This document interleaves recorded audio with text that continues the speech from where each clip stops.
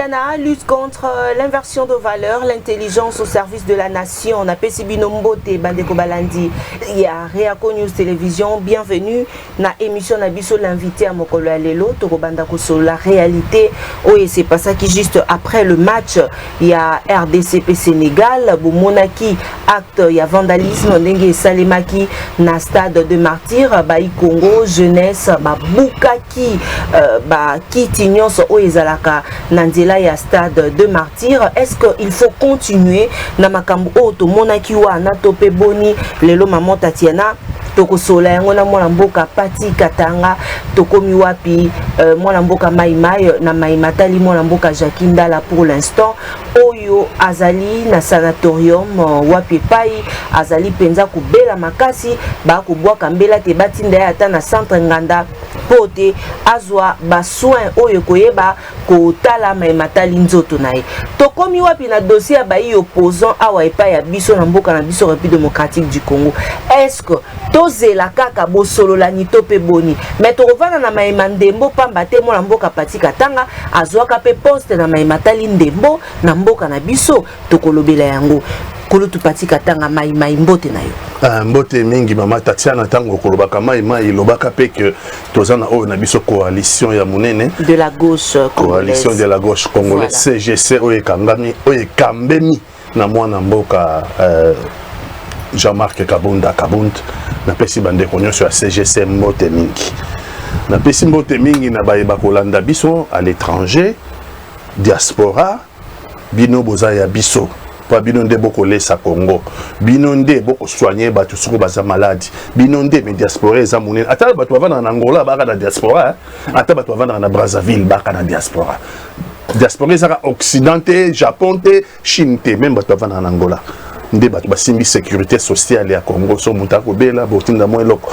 siko bana lokwa bazongi classe kaka bino muto botindi pona ba uniforme bana bazonga na école na ba classe na pesi bino ya bino longoni ya mingi bolandaka makambo mboka na bino to pesi longoni ape na ba kolanda biso mingi ya bande kona biso baza à l'est kuna paseleki na baza à l'est bisika oyo eza na occupation rébellion eza ko occuper na baza à l'est na côté oyo eza na occupé te congolais eza na paseleki na baza na ngambo oyo ya côté eza occupation bolandi na Genève na commission ya droit de l'homme à Genève abimisi rapport il y a droit de l'homme ba ko bafuaka droit de l'homme na côté oyo rébellion ezali na bitumba bande bandaki yango ya kobunda Congo na ba rebelle donc FARDC ba rebelle batunyo ce rapport wana lobi bango nyo so babebisami bango nyo so banyoko les civils et à côté à AFC M23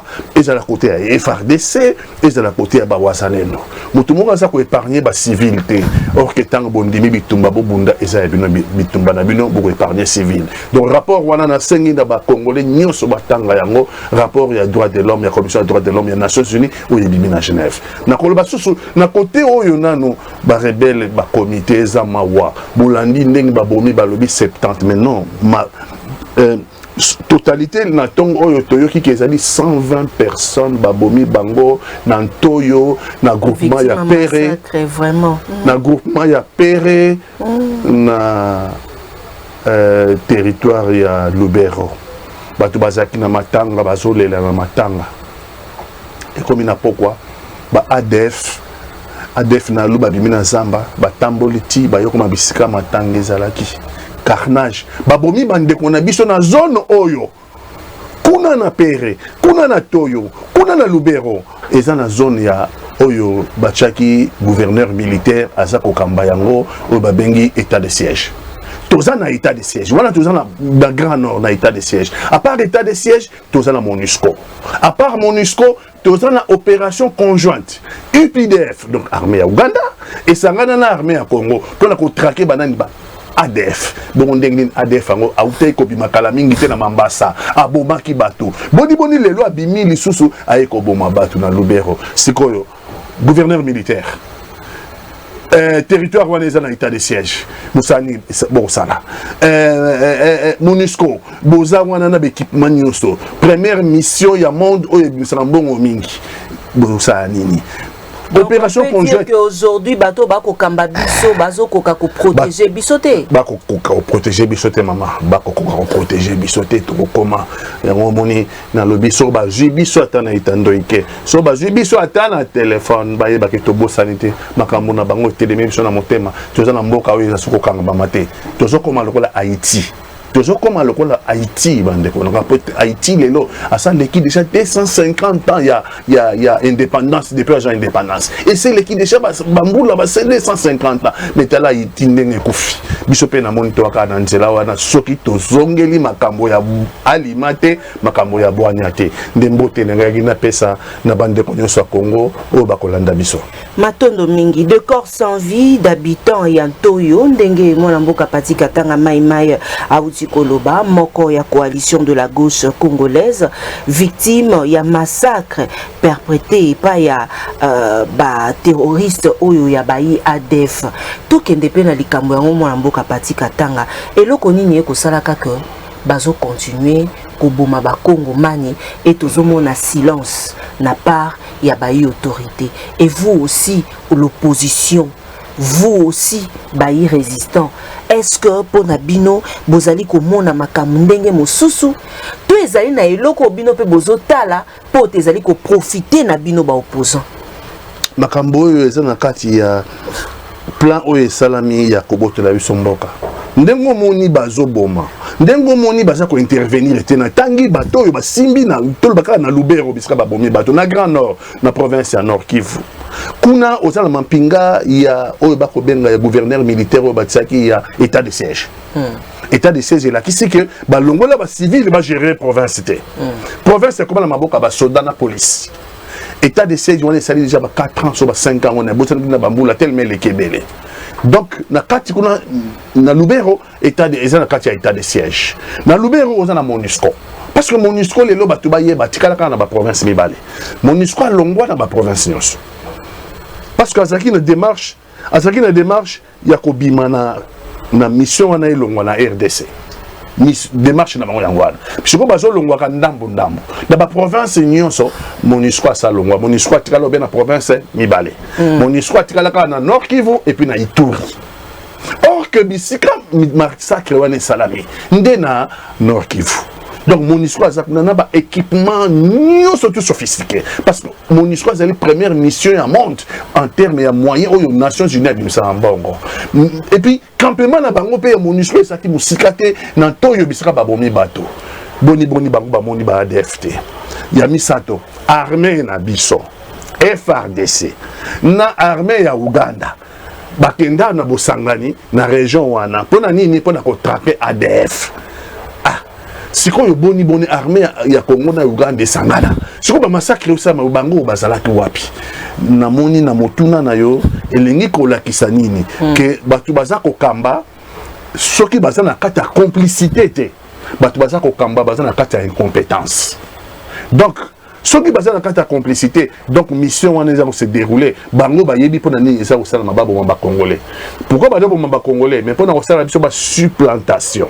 Mama soki ba bomi bino mama journaliste ba bomi bana ndengi ba bomi wana yo kanisi na toyo wana na groupement ya pere muta ovanda lisusu batu ba bangi ba boma ka batu elingo lo banini bozu bana bozu basi bolongwe bokei ko kesika ko vanda botiki mboka botiki mabele botiki bilanga na bino botiki mabele na bino bakoko na bino botiki bibuele na bino botiki misala na bino bolongwe bokei bato yo baza ko sala yango bakoya ko tshela biso bato muso wana bato yo baza na complicité ya biso to longwa ezali stratégie ya guerre mobimba wana bandi lelo te bakoya ko remplacer bino bolongwe mabele ya biso mabele nkita tozana bazamba tozana mai tozana bilia tozana bibuele soko bino bolongwe tozana ba richesse naturelle soko bino bolongwe bako remplacer bino na ba population mususu to benga ngoma supplantation donc to sala bako remplacer ba population wana e bandi lelo te lelo sami na pere mais bandi ça fait 30 ans.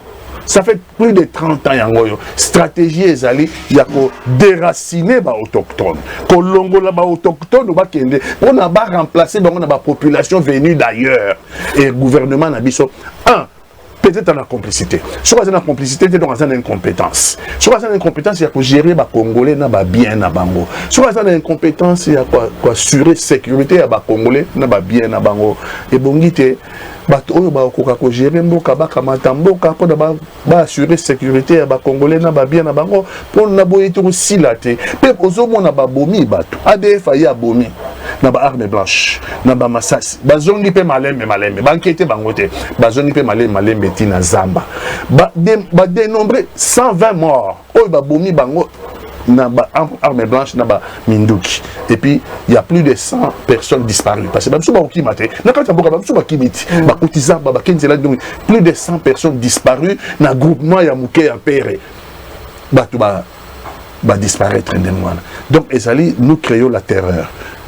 Il va créer terreur. Si on va créer terreur, bino botiki mabele na bino botiki mai, botiki bazamba, botiki bibwele na bino. Envahisseur va récupérer mabele. Malembe va récupérer mabele na biso, ça fait 30 ans que ça dure. Et tu as une quantité capable d'assurer la sécurité à Congolais. Au comment on a une quantité dans les ah, ya. Ndele loto wana matangati. Ndele loto mona ta drapeau en Bernet.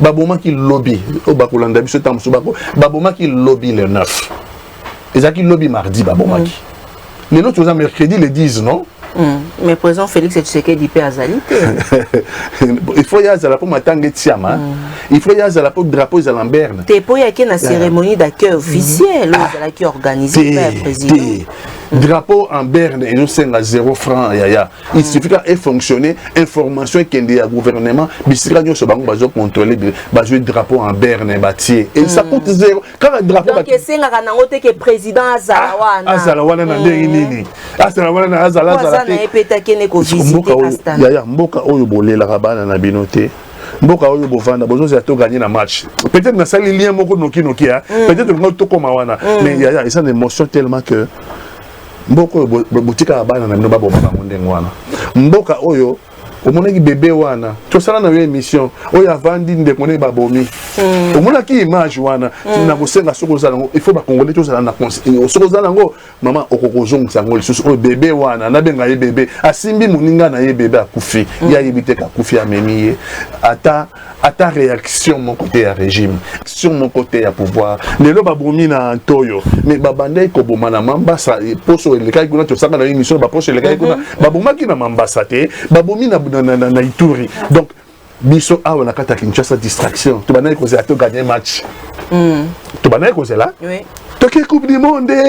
Tu quelle coupe du monde. Tu ça Babantou, président de la République. Monsieur le président de la République, nous sommes tous dans les Titanic. Nous sommes tous dans les Titanic. Même si pour l'instant, vous pensez que vous voyagez dans la première classe. Sachez que nous sommes tous dans les Titanic. Le Titanic est en train de sombrer. Le Titanic, c'est notre pays. Notre pays est en train de sombrer. Même si vous pensez que vous êtes en train de voyager dans la première classe, sachez que le Titanic est en train de sombrer. Il sombrera avec vous et avec votre famille et avec tous ceux qui vous sont chers. Nous allons tous sombrer parce qu'il s'agit de notre pays. Donc, tosez la terre, Monsieur le Président de la République. La catastrophe et nous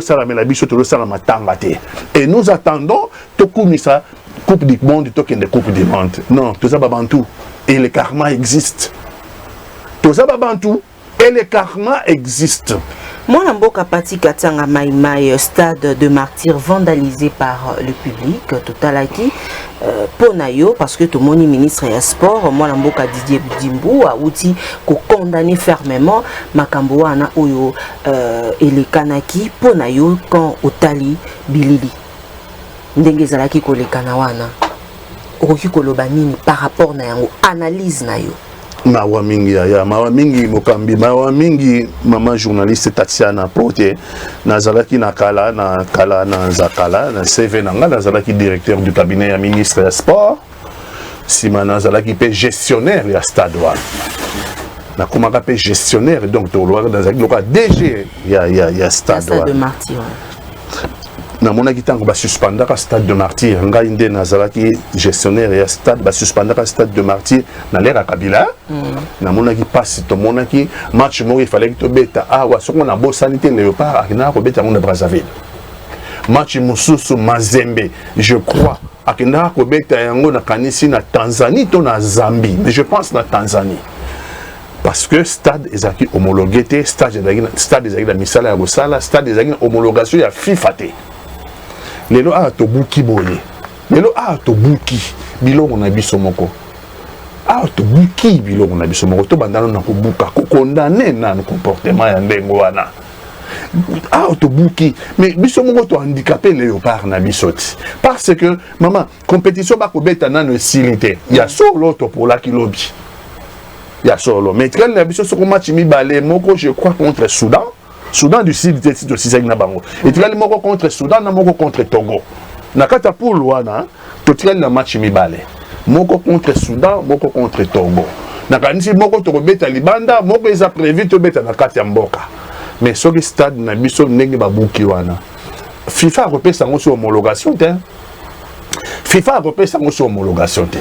Donc, na yebité ndenge nekoleka, soit na yebité stade de Tata Raphaël, soit ka homologation FIFA, et na yebité homologation FIFA, ça stade ya Mazembe na Lubumbashi. Peut-être ba na Lubumbashi na yebité, mais en tout cas tosali mabe bande ko na biso ba lingaka sport te yango basali bon muta lingaka sport ayebi ke résultat ezami satu résultat ya liboso bo gagner résultat ya mi balé bo poli résultat ya mi satu bo sali match nul un bon sportif oya lingaka sport oya lingaka football ayebi ke 3 résultats ata yo qui passe mais à condima sportivement les 3 résultats au gagner nul to au poli boni beaucoup de bouka stade boni beaucoup exemple à Congo voilà toke na côté ba ibabuki mais côté kanda pe toko qui peut to comprendre kanda ba congolais mama Tatiana. OK, ya ministre wana akoloba boy mama vous pensez sango oyebi combien ba bimisi na Congo ba millions pour na kopesa ba équipe na libanda ba équipe ba mboka msusu pour ete ba komana mayo ya équipe ya réserve na mayo ya équipe d'entraînement ba koma Congo ya RDC et bimi ba millions na yebité ndenge bato ba calculer ba msusu ba kolba comme 55 millions ba msusu ba 75 millions ba msusu 40 millions mais en tout cas c'est en termes de millions mais ndenge ni Léopard azangi moyen ya préparation ya maman Léopard azangi moyen ya préparation alors que biso to bébé c'est des millions pour la couper ça à l'étranger na ba club ya ba mboka msusu kaka pour l'entraînement na bango na mayo na bango balata ba comme RDC bon siko ya biso moko équipe oyo côté le misamboka siko ke na coupe du monde lelo équipe to ke na coupe du monde depuis 1974 mon panzi sango taxia na bino bobota mina nuté biso to zana no bana mike biso to talek de la bana mike bino bobota mina nuté na 74 ti lelo to sali lelo facilement to si to l'équipe déjà ba 50 ans 51 ans lelo. Donc, tu as sous Coupe du Monde d'été. Donc, si tu as gagné les Coupes du Monde en 2026, et vous avez 5 ans, plus de 50 ans déjà, plus de 52 ans, tu as sous. Donc, vous avez un événement, il fallait toucher un moyen de part. Ah, c'est un moyen de préparation. Il faut se réunir avant, et puis tu as un moyen de. Non. Les moyens n'ont pas été à la hauteur. Donc, les joueurs, les professionnels, les Sénégal. Au monde qui équipe les alliés, les moyens sont là. Les résultats, et mon ami. Parce que, dans la préparation, les joueurs, souvent, préparer bien, la préparation. Biso Congo, tout ça, improvisation. Lorsque vous improvisez tout, et à un moment, mais ça ne peut pas passer tout le temps l'improvisation. Il y a un moment quand les Congolais peuvent comprendre que les gens ont renforcer l'équipe. Les joueurs sont professionnels, ils sont libanda. Pour Danine, mais pour championnat, on a vu ce joueur dimanche, et ben ils causent attendre monsieur Toko Kamba, Makambouana, ils sont vite à Naïma, dimanche, maman, banda les coups fit, Moutala, les bandates. Sur la carte courant, au monde on a sur la télévision de Milibanda, au monde on a battu pour battre la match vite, il m'a dit combat va jouer autant que le combat joueur local. Ah, combat joueur local, moi on a évité.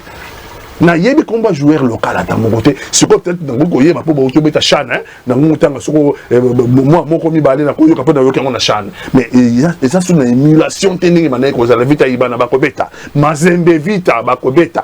Mazembe na imana bakobeta. Na dragon pas zalaki. Donc nous sommes là football et koufi biso toujours en bongo toujours que nous pèse à l'étranger pendant l'équipe à l'étranger par rapport comme Congo ya Congo et Congo pèse à kanda et Congo pèse à kanda yango moni zalaka bongo so pèse ba kanda mingi na sima ya match le quoi topola ki pelobi bon basali wana mais basali mabe parce que totikala encore na match mibale pour beta yango ata tobimi so tobimi premier to c'est la Sénégal là que de repos la peine ma match à tikala lango so Sénégal la poli biso to gagner ma match mibale tikala lango on est toujours chance ma première poule so tobimi première poule te dans ce système nenge do ça là les meilleurs deuxième so to za meilleur deuxième ya ba poule news ba rebeta sous pour la place mon gars tikala donc et vous attendez mawa pour être toujours risqué bah je dois sur sanction na FIFA na comportement au biso to affichaki na match ya Léopard na Sénégal.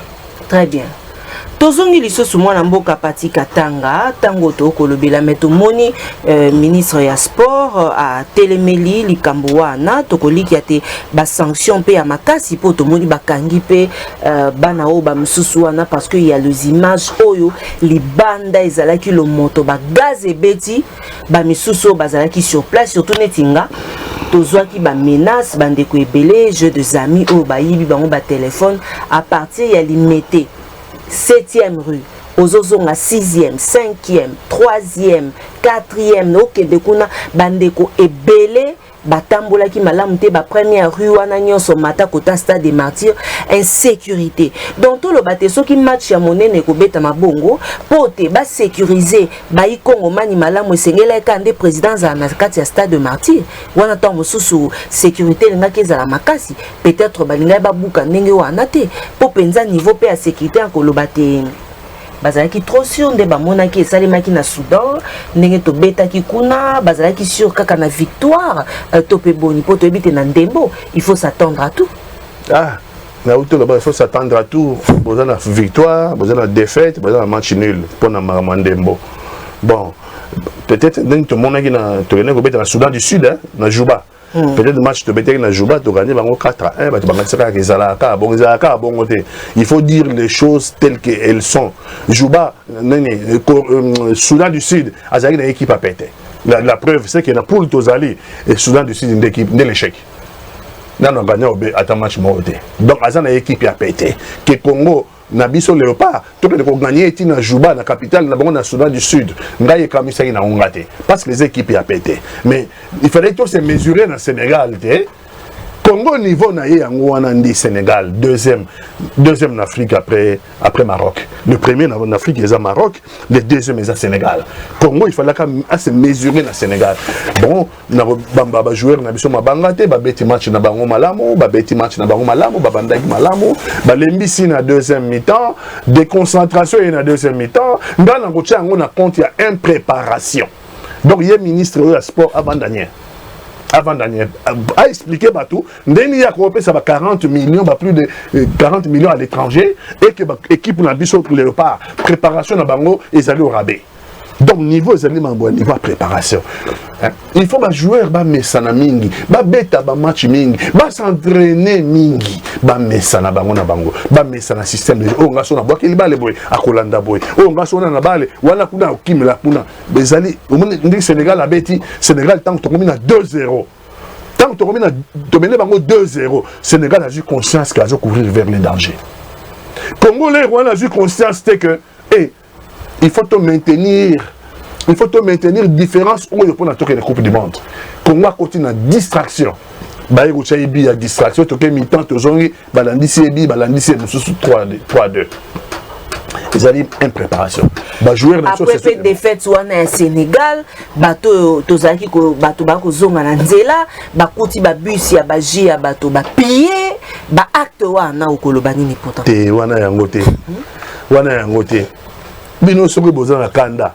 Soki boza na kanda contre bato bazo gérer football. Soki boza na kanda contre ministre. Soki boza na kanda po bambongo ndenge bazo baba pesa. Mais kasi boyibi pa ibazala kati. Bobuke loka mutu Congo to andeni. To yebi côté ba la raté. Hein? Bobuke biloka bato ndeni. Bobuke biloka bato te. Quand la souffrance au nom tozalango. oh bato bako débrouiller moi mon camion ya jus et ko livrer ma maman na biso ba sœur na biso bande ko na biso ba tekaka moi jus pour na koluka obi ki rentrée scolaire bato bina na bazong si bana na classe T dans bazong si bana na classe T parce que déjà bato c'est na première tranche et puis uniforme monsieur sous école ba ko teka malgré ba peki ça ba comme ko teka ko na ba biloko ba basket onini maman na ba cahier na ba livre na ba cahier na ba livre au son ba livre l'école et ça là qui bon côté et donc mon takom comme débrouiller ba livrer moi jus na biso ndenge ça là kaka moi mai ah que no buka mutande ngwana bodi ko ngoto bibendaka ba malheur wana to bibendaka ba malheur na soki bolingi ko buka soki bozana kanda na tindi binote mais to yibi bato ba so kanda biso bazala na tindi te nous avons tous responsabilité nous sommes un peuple. Mais il y a ko buka pauvre loko la yo il y a ko buka moz wana to zana ngona na droit mais ce que tu bengi bino boya boya revendiquer besoin benga sur position nzalati na ngwa obiba wala mutani ngo kufate so to bengi to malibana pona makamba mboka mutako yate opposition nzala wala ba opesa biso nini pour te baya il faut tiner bambongo transport il ah boké na stade boké na transport à mutu ah bo futi ba ticket bo côté na stade bo futi mutafuti no ticket. Ah, et bon pour la mboka na bino. Vous êtes incapable de prendre conscience de la mboka na bino. Mais je te perds de mboka, mais stade de Martyrs vous a sauté. Je te perds de mboka, mais Léopard vous a sauté. Je te perds de mboka, mais ici les mamans au football. Mais ce qu'on va bien l'essentiel bolingati. Tu as une position, tu as une page en haut, mais Namboko, tu as un bon amakamouné, les catholiques, les babomi, batunantoyo, tu as le comportement, le régime, c'est comporté dans le détournement de fonds, tu as le tu l'embi, mais tant que non, il faut te manifester, il faut te manifester pacifiquement, les droits constitutionnels, la marche. Il y a un moutaouya, batubaling na bangote, wana batubalingité. Mais pour la match, on est stade tondaki. Nous avons fait mon transport. Azate, nous avons fait le ticket. Azate, babimi babani ko buka pe beloka batu. Non. Mais sous soupé baloba qui c'est vraiment regrettable parce que Santa qui le fair play Oyo et Renya Kanakati parce que match nano banda quitté plusieurs supporters au pays à Sénégal banda qui déjà ko évacué na bango déjà stade pour banda qui kolobé la likamboya attaque Oyo bazala qui ko subir na kati ya stade de Martyrs tout le monde a rappelé biso ba congolais de fois tokenda rappelé ko beta na bamboka misusu tokenda rappelé na ba supporter tokenda rappelé na ba animateur ya équipe nationale est-ce que condition oyo bango ba subir awa ba sénégalais ba sousou ba sala rango ba congolais kuna té mais sur les abonnés dans la montée toujours risqué toujours le part non seulement suspension mais toujours risqué ba suspendre le stade de Martyrs toujours risqué même ba suspendre le Congo dans la compétition il y a minene c'est pas bien sur ba se comporter non ba les affaires play non que les meilleurs gagnent c'était un jeu non ba les affaires play ils sont qui n'a pas à l'étranger semaine au les kaki tu gagner qui na joubat to betaki na Soudan du Sud na mboka na bango na Juba to gagner to binili bango na fimbo to binili bango na fimbo po eza bale ezali feti bale football les esengo football les habitumbate football les ali combat de ya boxe bon c'est qu'on a yebité pour na talaki na télévision na boya ko kende pour na présumer qui on dirait na présumer qui que et le moins malongé au salamate donc na préféré na va na ndako na zonga qui avant et puis na la télévision mais sur les alliés qui ba attaquer qui ba sénégalais sur les alliés qui na kata stade ba tikele qui ba sénégalais fair play en réalité mais c'est que juste gouvernement na biso a sali musala na été parce que les matchs ezalaka ba réunion ezaka avant match réunion ya sécurité réunion ya équipe boyamba soko baye ba réunion nyos pour sécuriser bateau ba jouer na mboka na bino ezali droit impératif na ba condition FIFA soki bo sécuriser ba supporter na équipe ezoya na mboka na bino sécurité na bango na mboka na bino soki bo sécuriser bango te FIFA akoki azula bino ba mesure oyo boyoka mawa oyoka bakati biso pendant 50 ans participer donc eza malamu te faut ba sensibiliser la bateau et puis sécurité c'est na maboko ya l'état na maboko ya gouvernement Donc, sur les agis, on a un stade, sécurité, donc je comprends. Il y a moi, après match, Babouki stade de martyr.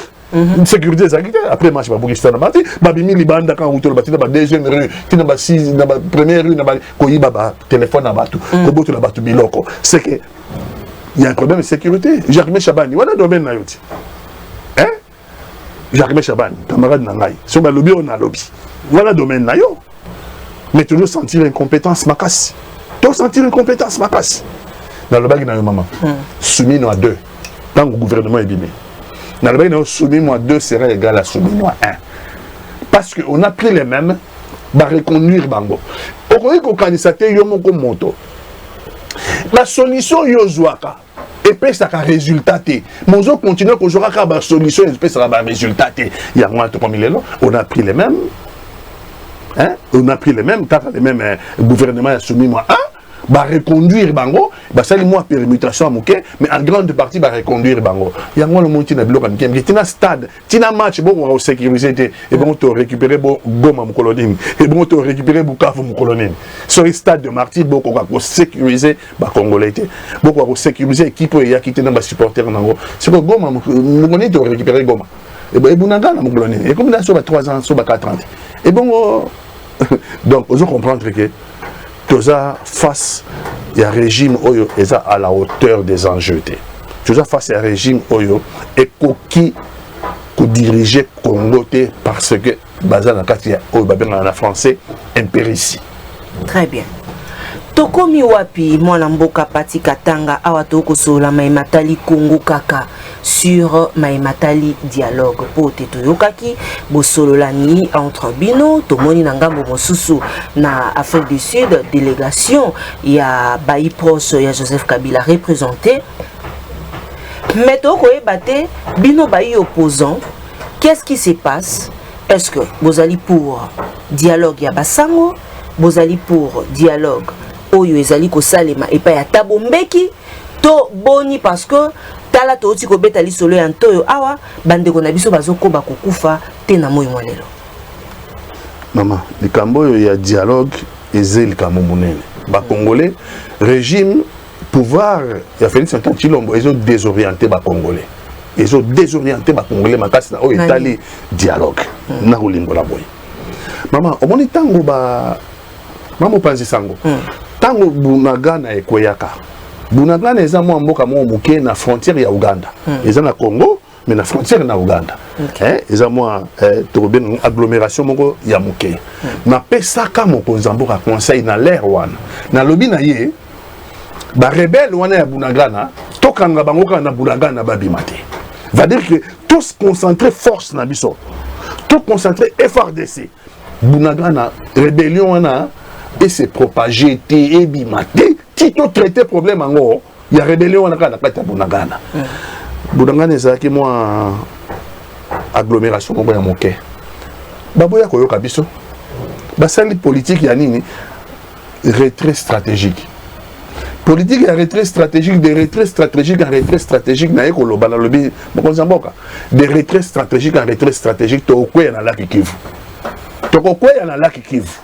Pour yo mutu tango zo ngakasima odaka na retrait stratégique yo o attaque raté donc ça veut dire quoi ça veut dire mon na zo gagner terrain non donc rebelle zo avancer yo zo reculer je suis en retrait stratégique mais na mokongo no lotala te kuna tozana ba mai na biso na laki Kivu to na laki Tanganyika o ko na laki Kivu donc Munguna ko gagner terrain tu vois lelo nous sommes aujourd'hui dans situation nini de l'autre comme la situation oyo ba mboka ya minene ya est na biso ekoi Bukavu na Goma ba administration na mboka na biso mama comme mibale kuna bazongi sipe bana na classe na ndenge na bango kuna basaki pe bulletin na bango bulletin ba na classe basala ki mama na ba vacances Kinshasa ko ko sa bulletin ba oyo koto administration ya Tshilombo bana bakene congé sans bulletin nazo ko c'est l'autre bakene congé sans bulletin c'est la première fois depuis ma classe banda depuis biso to zaki bana mike to kotaka depuis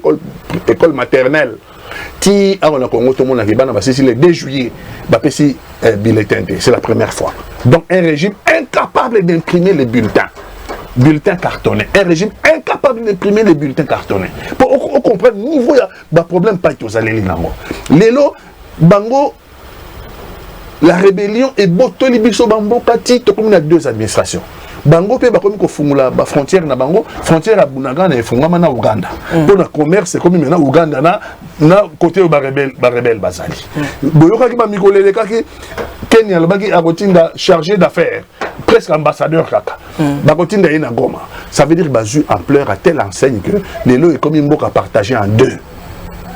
Donc, si on te rebenga Félix Antoine Tshilombo, président de la République, et ça a besoin, il y a là. Mais normalement, Félix Antoine Tshilombo a kamba sous la République, a kamba une partie de la République. Parce que tout le monde peut le constater. Les lots, Félix Antoine Tshilombo, a Koucha Makolona Bukavu. Les lots Mokonzamboka Félix Antoine Tshilombo a Koucha Makolona Gomate. Les lots Mokonzamboka Félix Antoine Tshilombo a Koucha Makolona na Bunagana na Masisité na Ruchurute.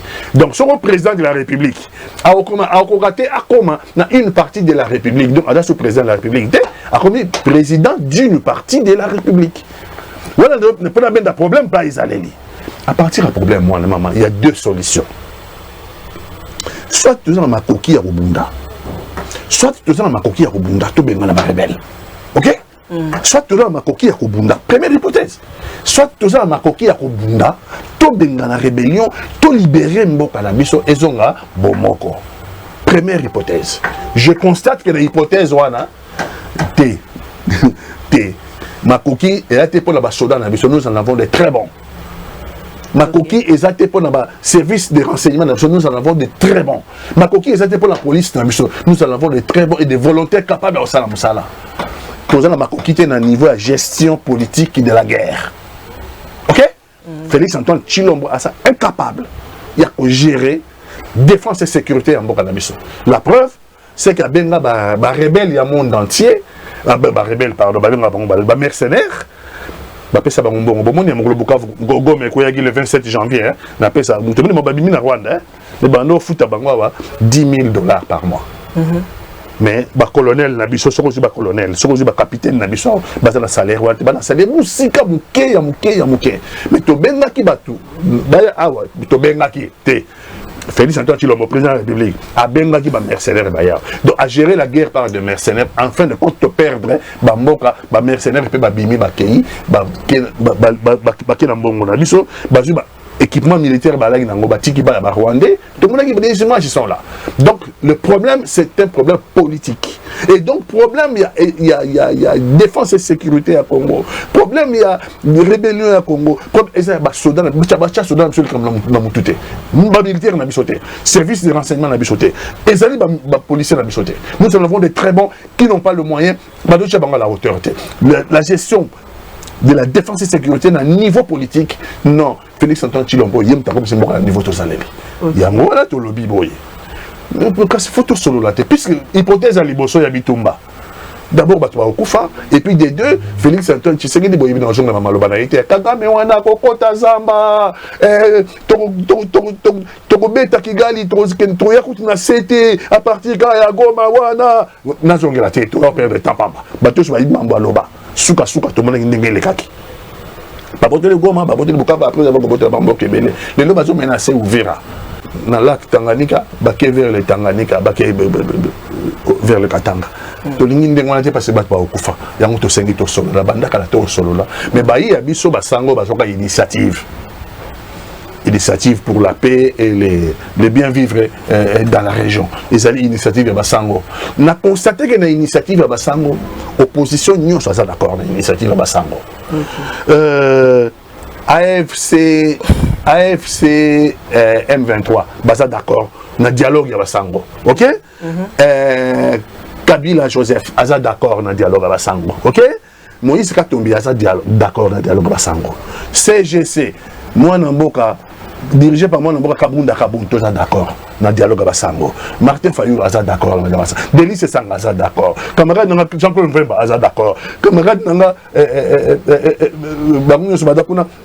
à l'étranger là-bas, Bakimi se Bango, réfugiés politiques, Bango pas d'accord dans dialogue.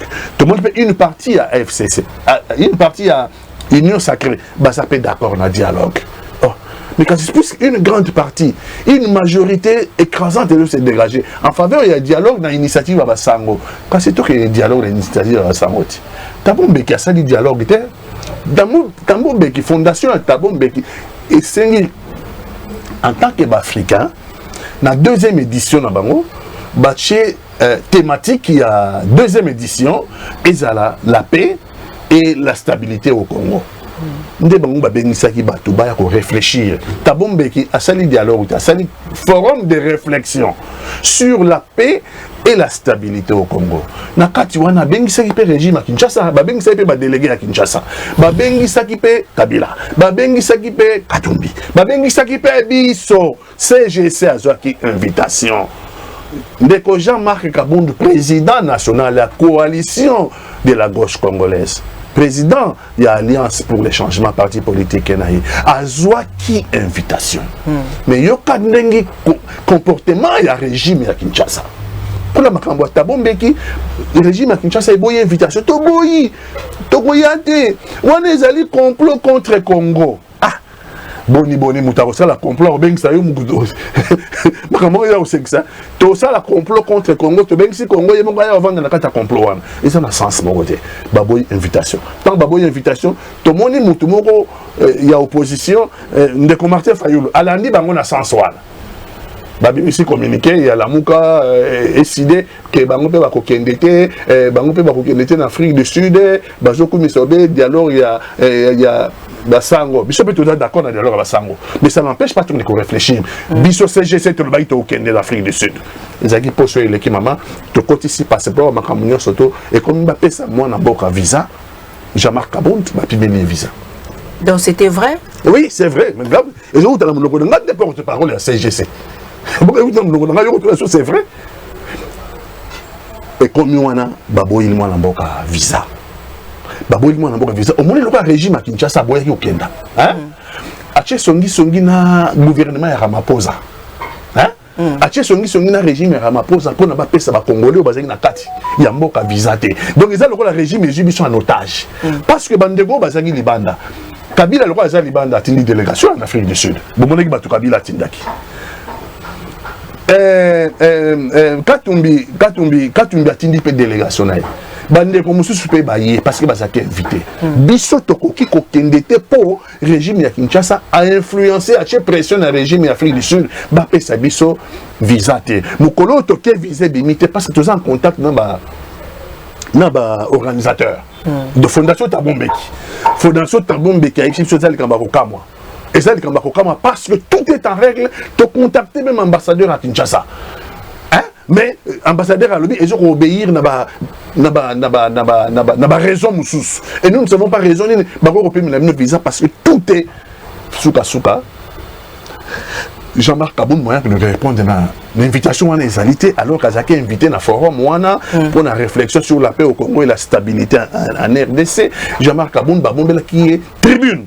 Azaki a donné qu'on soit parole. CGC a bané kokende non seulement pour assister CGC a bané kokende pas la parole après sa vision naïe on n'y a jamais pour rétablir la paix et la stabilité dans la République démocratique du Congo mais pression il y a gouvernement congolais sur le gouvernement sud-africain m'a pimelier visa aujourd'hui comme on a que nous t'avons déjà croque en jambe pour les congolais tous alliés violation des droits de l'homme les droits de Yakotamboula, les droits d'aller-retour. Il y a un Jean-Marc Kabound Ganda qui a tweeté que régime il y a Félix Tshisekedi comme Inasuka. Maman Tatiana. Oui. Et sa frustration. Et sa frustration. Moi, Namboka. Jean-Marc Kabound. Jean-Marc Kabound, c'est un grand démocrate. Jean-Marc Kabound, c'est un homme de paix, un homme qui croit aux valeurs républicaines. Azali Moutouaza attaché à la démocratie. Et Jean-Marc Kabound comme Ngaï. Nous croyons seulement dans le peuple congolais qui nous tape ça va pouvoir les peuple congolais. Donc, tweet Wana Oyo Lobby, et ça qui tweet il y a quelqu'un à Zukanda. Ajukanda pour bafouer droit d'aller et de revenir, droit garanti par la Constitution. Ajukanda parce que tozaki na makambo, tozaki na vision na biso. Oh, il y a une tribune après sa vision, il y a parti na Alliance pour le changement, vision, il y a plateforme na CGC, coalition de la gauche congolaise. Nakanda on a demandé tweet on a mais Jean-Marc Kabon c'est quelqu'un qui est attaché au principe de démocratie, non bah principe c'est un républicain. Donc c'est un républicain. Donc nous sommes les Kanda mais toujours on a dialogue à l'interne. Maintenant dialogue à l'interne bisogno surtout na tangelo batunyo sur bandemi dialogue non? Dialogue à l'initiative il y a 5 ans. Na SCC. Tous d'accord. Mais au moins il baye ko ça la nani congrès à Union Sacrée. Hollande dit non congrès à Union Sacrée. Mon président de la République, dialogue au sein de l'initiative naïe. Toujours sur le dialogue. Voilà, donc c'est Félix Tshisekedi qui bloque. Ah, mais yéko. Bon, on doit bloquer. Maman. Dialogue selon yé. Aïe baki au sein de ou alors au sein de peut-être congrès naïe encore congrès bis. Il y a Union Sacrée. C'est pour ça congrès bis il y a Union Sacrée et à droit na bango. Pourquoi dialogue selon Yé pour ça la maté? Mais maman, parce que quel est l'objectif? Il y a dialogue selon l'initiative, il y a Basango, toujours la paix, non? Un, dialogue, il y a pacte pour la paix et le bien vivre dans la région, et Zolukanine, et Zolukako rétablir le Congo dans sa souveraineté, dans son indépendance. Congo a retrouvé intégrité territoriale. Objectif à moi. Si on va retrouver intégrité territoriale dans Congo, il faut retrouver cohésion nationale. Si on va retrouver cohésion nationale, Congo va bâtir unité nationale. Objectif, il y a un dialogue à l'initiative de Basango et dialogue wana bato so ba na d'accord. Et ça la bato ba na rébellion, et ça la Katumbi, et ça la Kabila, et ça la biso CGC tous en d'accord. Et une partie, au moment où brutaliser Vital Kamerhe, une partie, il y a Union Sacrée, d'accord, un dialogue selon l'initiative, il y a 5 et CC. Si on a un dialogue selon le président de la République démocratique du Congo, Félix Antoine Tshilombo, il a dit qu'il faut trouver solution.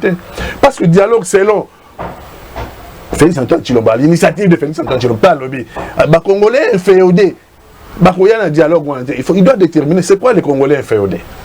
Les Congolais inféodés des bananes, monsieur le président de la République. Ceux qui détournent de millions, vous pensez qu'ils sont plus Congolais que ceux qui sont inféodés? Il y a des Congolais inféodés dans le régime, non? Il y a des Congolais inféodés dans l'Union Sacrée, monsieur le président.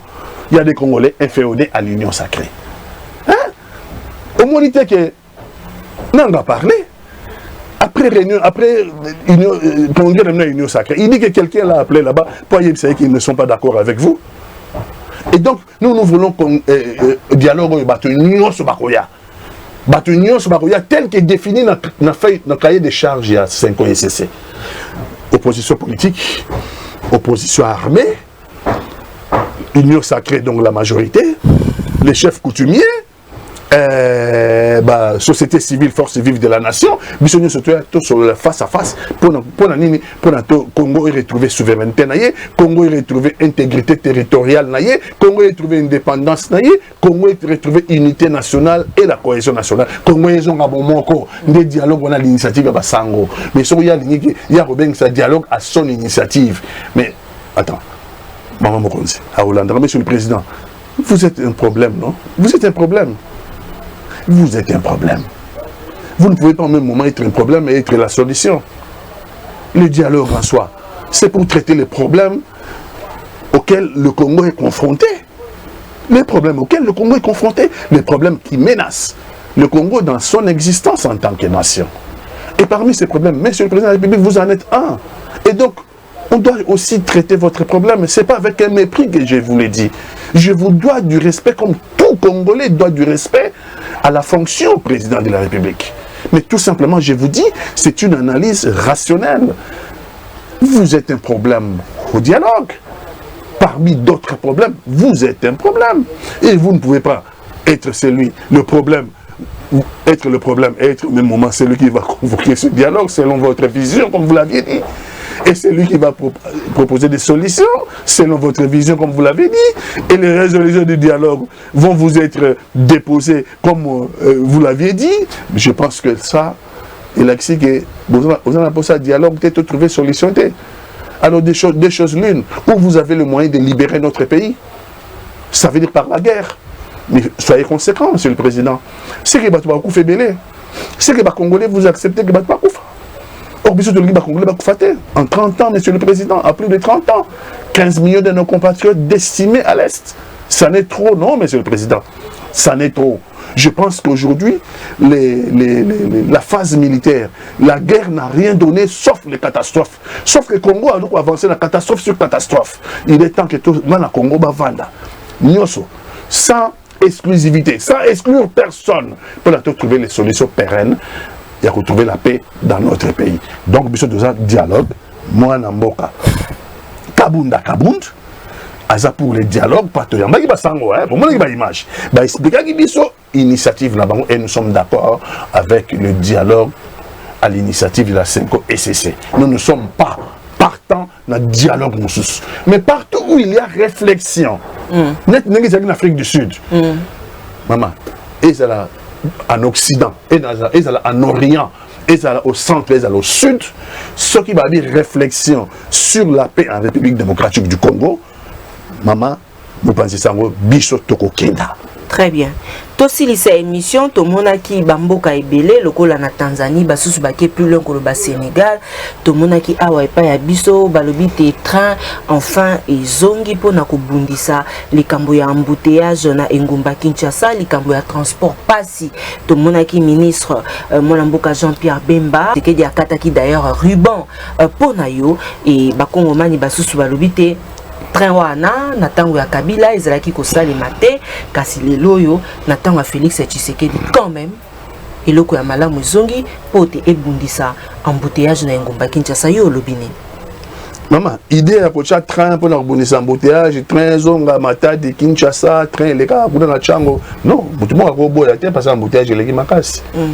Mais une chose ya kozala na idée à tout train, une chose na kataba détournement de fonds parce que ba train oyo moni ba inauguré et ça ba train sikati ba zoko sabe ba locomotive koya ba nine koya tira mambo lokuta mama na nous moderniser rail te moni rail pas ba otambola il faut pas moderniser rail et changer la technologie changer faut te moderniser rail et surtout moderniser rail et qu'on permette surtout comme la manzela il y a ba double rail toché ba train o ezo kende o ezo zonga nous sont ils ont modernisation à Congo les réseaux ferroviaires à Congo motomo quoi lobaki Henry Morton Stanley tant la première le Congo sans le train est un ils ont la valeur morale ils ont la valeur morale voilà la colonisation les baroyao mais oh ni basali biso mais tout à son non mais président de la République ministre il y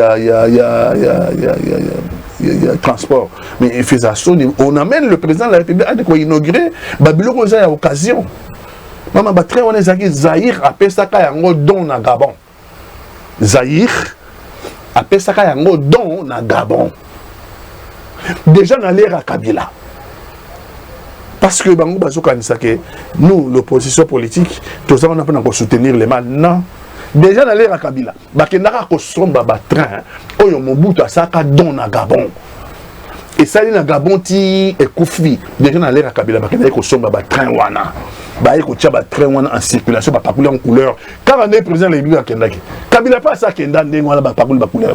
Maman, train we longwe na l'ère à Kabila. Et longwe na Kolwezi, na Lubumbashi ou na Kolwezi, et zo ya na monedi tout. Et comme na monedi tout, c'est comme na nzela baluki. Batu bakufa ya kosakanate. Et comme na nzela e baluki, batu bakufa ya kosakanate on a l'ère Kabila.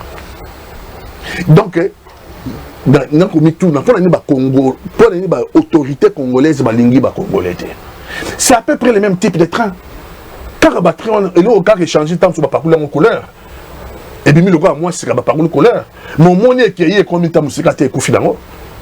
Et Koufidango, on est là. Donc, ils ont de vous prenez le président de la République, une institution. Et puis, dans la Constitution, le président de la République est une institution. Donc, ce président de la République aïe. Dans le studio, c'est une institution de la République qui s'est déplacée. Est-ce que vous voyez que l'institution de la République est déplacée? Est-ce que vous voyez que les moyens combien va déployer? On déploie des grands moyens parce que c'est une institution qui se déplace. Donc vous comprenez qu'on fait déplacer une institution, les présidents de la République, pour inaugurer Biloko Yalukuta.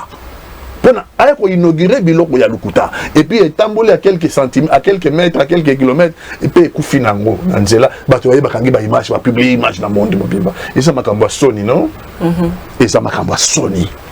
Voilà pourquoi il faut dialogue pour la tour sur la parce que nous sommes là pour justifier déjà institution président de la République a déplacé bon mais les institution peut déplacer il faut des moyens bah signaler bisopé augmentation à salaire il y a ba fonctionnaires en vue à la République démocratique du Congo d'ici 2026 ndenge toka Kimbela et puis à Mboka Adolphe Muzito c'est que enseignant peut penser na bango bato basusupe babwaki mbela c'est que ngambo wana tozela makambo ya malonga ekoya mabe ya gouvernement l'air aluka ba grève yango au moins yemo ko annoncer augmentation yemo ko annoncer augmentation mais Congo a un moyen d'augmentation on a tout détourné Congo a un moyen d'augmentation montu ya FMI ya ki awa lobby pour baluka basala ba mettre en place deuxième revue il y a finance et créance biloko ya FMI pour na ko déficit Congo mbongo ba déficit Congo sur 2 milliards sur le programme ngo bazo ba lancer et aux assos programme il y a 2 milliards mujito ayambaki mutango ya FMI soki avant-hier sur hier. Donc, moi, je le programme, il y a 2 milliards, mais c'est quoi le Congo a augmenté de produire nini. Ça, on vend du vent aux Congolais. Ça, c'est du vent. Des gens n'ont pas zaboy. Préavis de grève, les alliés d'enseignants, c'est préavis de grève. Parce que, n'engi ba yoka naka augmentation, enseignant ka toloba. N'engi ba yoka naka augmentation, ça fait sur 2 ans.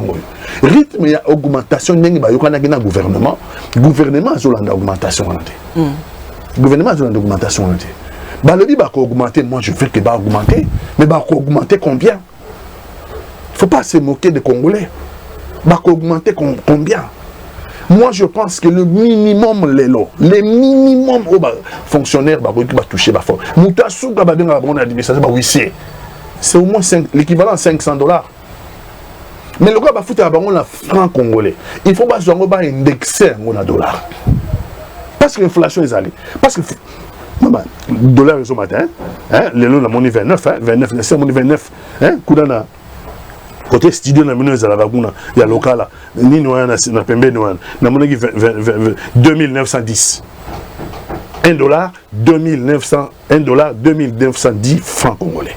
Donc, aussi, tu as 2900. Tout le monde vient à $3000, na 3000 francs, $1.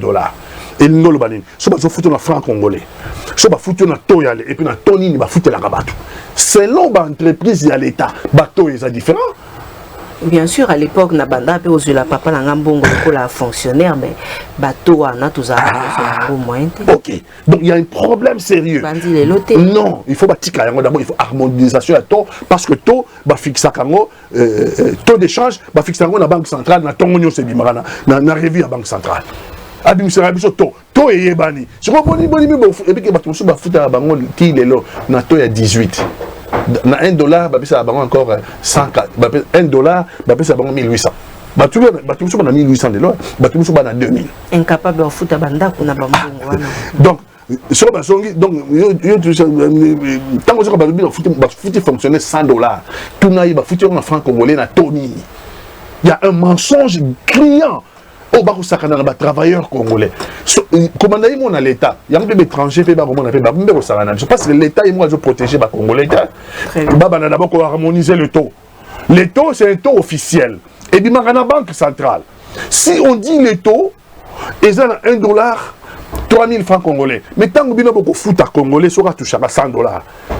Il faut payer 300 000. Il faut payer 300 000. Cette émission, moi, Mboka Kajakindala, moko ya bayi opposant au bakanga qui est nalikambo yo baloba qui était propagation de faux bruits parmi moto oyo asalaki que bakanga y a une dame ou à l'obélaka chef de l'État, les lots n'a pas réseaux sociaux total à cahier, Abima déjà, à Zonga la Mikili à Poto, Jakinda la Lelo yo, Azana sanatorium, Azali Soussou, na prison centrale ya Makalate, a toujours ça l'émission, na mona qui avant tout banda émission, je appelle qu'il y a Sanza Makila, Okolobani Nipona Yango, Mona Boka Patika Tanga Maïmaï. Et les bossos sont comme mon biso bisika azali wana tompé sambote pour azali moko ya biso as journaliste mais azali un engagement politique. Il y a azali lokola binoté yo zo engagement politique ité. Yo azali bobenga au milieu du village nini et là on est au milieu du village et là on est au milieu. Donc dans la vérité. Mais il y a azali engagement parce que azali membre ensemble azala qui membre et ensemble na makambo ningi bimaki bon lelo azala kati ya boloko sika pasi. Toboyi kokota na ba panzaka ye motindi mambwana lobela kango mingi na lobela ki yango mingi bon lokola kuna so ineno basenga ki preuve ya la ba minganga ba pesa preuve que motindi e panzana bon na yebite so ba preuve ezala ki teti ba yeko koma on ne comprend rien ti na ndenge lelo azana boloko. Je pense que na ndenge lelo akomi malade to ça l'appelle na humanisme ministre de la justice ya sika humanisme la président de la République. La République n'aura rien à gagner. Jacques Ndala n'est malade ou à Koufi na boloko. La République, notre pays n'aura rien à gagner. Jacques Ndala est un éminent journaliste, a un engagement politique. Je pense que les loyaux, la situation sanitaire, na niveau azaleli, je ne vois pas pourquoi Baoutika est en prison. Babi Misaye na prison, a que se faire soigner dans un établissement approprié, bah peut être soins appropriés. Mboka na mse ko gagner rien. Et ko gagner rien na talaning na droit de l'homme. Na hôtel ko le bango déjà na Genève là-bas. Talaning ba fusiller ba violation des droits de l'homme na Congo. Parmi ba violation des droits de l'homme, yango la zomona na miso bato. Ya Jacques Ndalati. Je pense que awa ministre de la justice, le président de la République, bango mo pe ba cause la justice. Je pense que il n'y a aucune raison que Totika Mwana Mboka Otoyebike Sokazoni Nandakuna Yesi, ce n'est pas un danger public. Jacques Ndala n'est pas un danger pour le régime. Jacques Ndala n'est pas un danger pour les Congolais. Jacques Ndala n'est pas un danger public. Donc je pense que le roi Hassan Maladi, avec toutes les images que nous avons vues, je pense que l'humanisme, il y a président de la République. Enfin, moi je me mets dans mon amouté à Malam, on a Jacques Ndala. Parce que l'Europe, ça a été une grâce présidentielle. Bah, occupé pour jouer à niveau de justice une mesure de grâce. Bah, pour libérer, comment on appelle ça, libération conditionnelle. Hein? Il n'est pas un danger public. Parce que sur le moutarcomment on a commis, sur la koufiba les laïetés, hein, bah tout ça moi si na moi na banana été, tout ça, ça veut dire quelqu'un qui est au bout, quelqu'un qui est au bout. Et on ne tire pas sur l'ambulance, Monsieur le Président de la République. On ne tire pas sur l'ambulance. Je pense que je demande une clémence. Parce que ils allaient à brancantesque.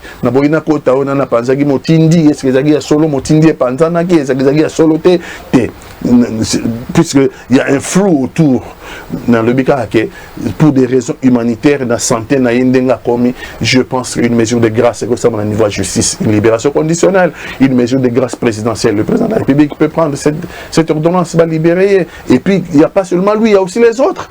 Jacques Ndala, parce que c'est un de nôtres, nous les connaissons, mais il y a aussi des anonymes, Monsieur le Président, beaucoup d'anonymes à l'intérieur du pays, comme à Kinshasa, qui sont en train de croupir. Prisonniers d'opinion, prisonniers politiques, les gens qui sont en prison pour avoir exprimé ras-le-bol à l'égard d'un régime qui n'excelle que dans la prédation des deniers publics.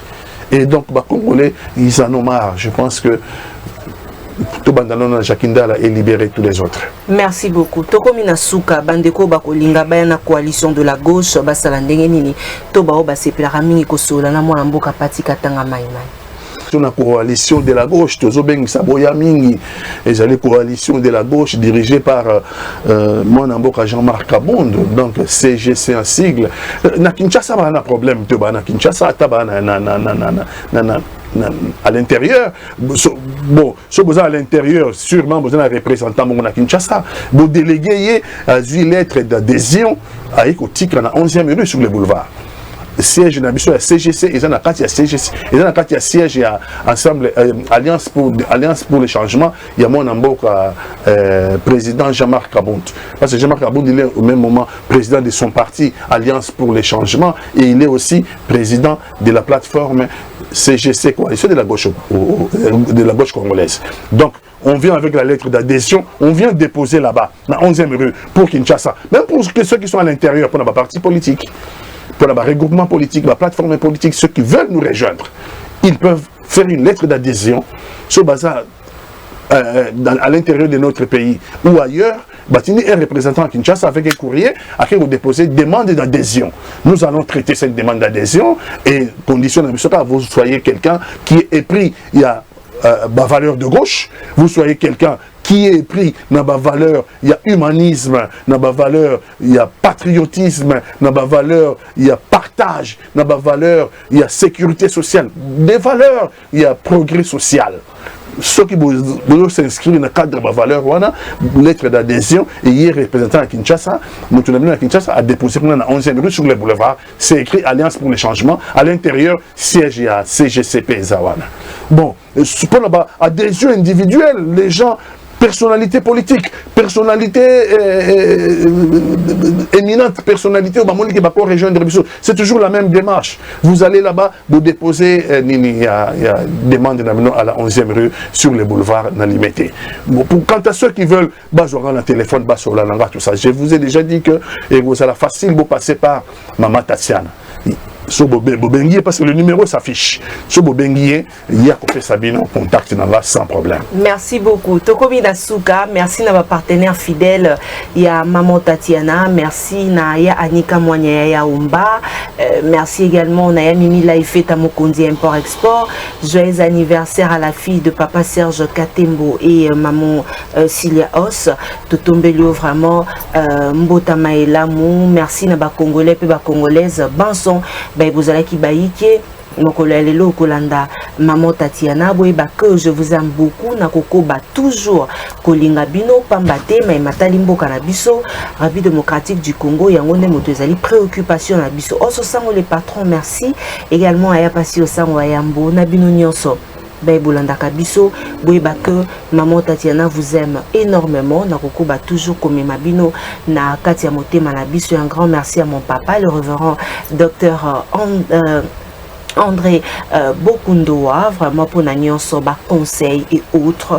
Je suis vraiment de cœur avec vous, papa. Na bande konyon soit SCC na lingi bino mingi. Émission à l'élo, vous avez posé un numéro. Il y a mon lamboka pati katanga maïmaï cadre. Il y a coalition de la gauche congolaise. Oyo Kambamaka et pas il y a président Jean-Marc Kabunda Kabound. Yende Motozalaki invité na biso mokola l'élo pour teto solo là na actualité maïmatali politique na mboka na biso rapide démocratique du Congo. Au revoir.